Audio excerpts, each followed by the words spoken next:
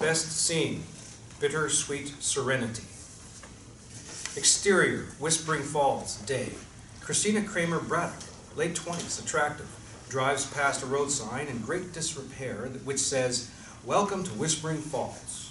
Exterior, public library, day. Krystyna's Jeep pulls in front of the library.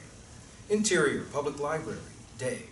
Seated at a large table, Krystyna is going through old newspaper clippings and announcements that talk about her estranged husband, Dr. Martin Braddock, and his arrival in town, his generous gifts to the community, the dedication ceremony for the grand new mental health facility, Serenity, etc.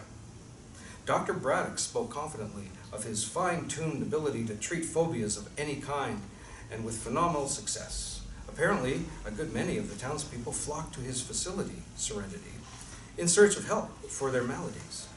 As Krystyna reads, she sees the shadow of a strange man out of the corner of her eye. He seems to be lurking around the library. Krystyna then reads articles describing events that suddenly spiral downward at Serenity. Patients were relapsing and experiencing worse symptoms than before they began treatment at Serenity. An onslaught of suicides occurred and families were torn apart. Many simply packed up and left town for good.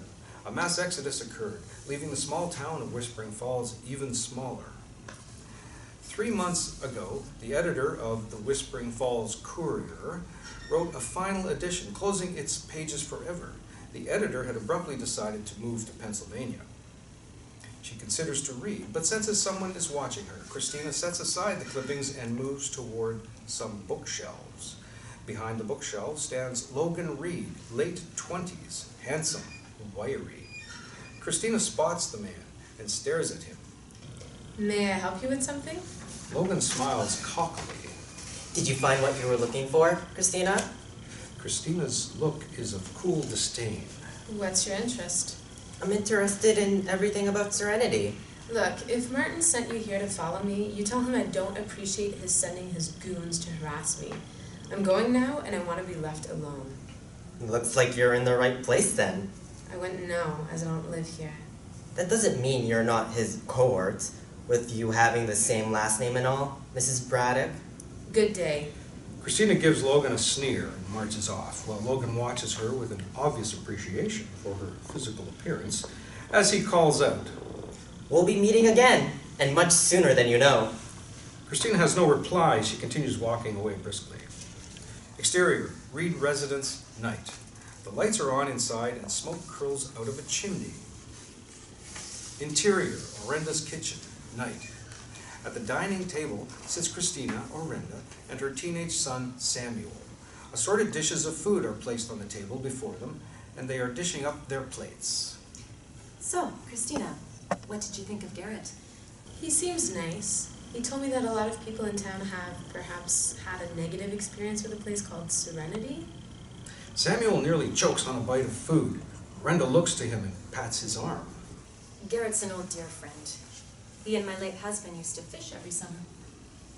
Krystyna studies Orenda carefully. Is what he said about Serenity true? Orenda and Samuel's eyes meet. I'm afraid it is. Truth be told, Samuel was a patient. I've always been afraid of heights, so I thought maybe they could help me. Orenda reaches over and gently brushes Samuel's hair from his eyes. I had no idea he was going. If I'd only known, well, all they did was make it worse. I see. Suddenly, Logan Reed enters the room and kisses Orenda on the cheek, grinning smugly at Krystyna. Does that surprise you, Krystyna? Krystyna is completely shocked, but Samuel and Orenda appear quite comfortable with Logan. This is my other son, Krystyna, Logan Reed. Logan scowls at Krystyna. We've met. Really? At the library.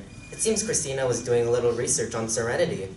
Orenda gives Krystyna a look asking for confirmation, but before Krystyna can respond, Logan continues. I'm afraid, Mother, that Krystyna has not been totally forthcoming with you about her real identity. You see, she's really Miss Martin Braddock. Orenda pushes her chair back and stands up, clearly horrified. I don't understand. Orenda, please hear me out. My name is Krystyna Kramer Braddock. Perhaps I've not been entirely honest, but I haven't been staying in your home under false pretenses, Logan is implying. Orenda doesn't appear mollified. I omitted my last name because I would much prefer that no one associate me in any way with Martin Braddock. However, he is in fact my husband. Your husband. We've been married for the last 9 years, but legally separated for 3 years. For some insane reason, Martin has refused to sign the divorce papers even though our marriage has been over long ago. Orenda sits back down. I'm listening. I've begged him for years to make the divorce final, all to no avail. Then, out of nowhere, he called me and told me that if I'd come here to Whispering Falls, he'd sign the papers. Why wouldn't your attorney handle this? I'm here against his wishes. Martin is a madman, a controlling lunatic I just want out of my life forever. Logan glowers at Krystyna with suspicion. That's one story. Or perhaps you're here to join forces with your husband. Get a piece of the action, if you will. Krystyna stands up and glares at Logan. There are angry tears forming in her eyes. How dare you equate me with that monster? You have no right to judge me. You have no idea what I've been through. If that's what you think, then I'd better go. Krystyna runs out the kitchen's back door, which leads outside. Exterior, Reed residence, night. Krystyna is running toward her cottage when Logan emerges from the house and dashes after her, shouting out. Wait, Krystyna, please. Krystyna's run slows into a walk as Logan catches up to her. Maybe I've been too hasty. Caustic and rude is more like it. Please come back inside. My mother would like to talk this out. Krystyna studies Logan's face. And you? I want your help. What kind of help? Stopping Braddock, once and for all. Krystyna's face reveals true fear. You don't know what kind of power Martin has. He's rich and has very good lawyers. He's had many patients die from his therapy, and he's never even come close to having legal trouble. Beyond that, his wealth substitutes for a backbone. He always wins. It's what I'm trying to convey to you. Logan takes Krystyna's hand, which she allows. That's why we need your help. You have insider knowledge that can take him down. I can't. You mean you won't? Logan releases Krystyna's hand with disdain and starts back toward the house when Krystyna calls out to him. Here's the deal. I'm not leaving Whispering Falls without my divorce decree. That, I assure you, will be finalized on Monday. You've got my full cooperation and help until then, and only then. That's it. That's all.